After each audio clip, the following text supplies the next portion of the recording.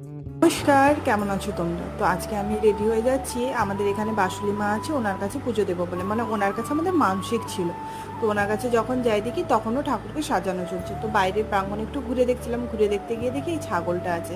মানে আমাদের এখানে না ছাগল বলি দেওয়ার প্রথা আছে, কিন্তু কেউ ছাগল বলি দেয় না, কি করে ঠাকুরের কাছে এসে ছেড়ে দেয়। তো এইটাকে আমাদের এখানে ঠাকুরমশাইদের পরিবার রেখেছিল। তো এই প্রচুর ফুল, এই ফুলগুলো ফুটেছে।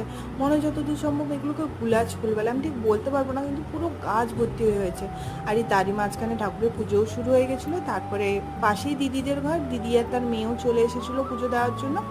তো পুজো দেওয়া শেষ হয়ে যাওয়ার পর আমার বোন আমরা সবাই একটু দিদির ঘরে গেছিলাম। তো দিদি এই বিড়াল বাচ্চাটাকে 2-3 সপ্তাহ আগে কুড়িয়ে পেয়েছে। তো তার সাথে বোন একটু খেলা করছিল।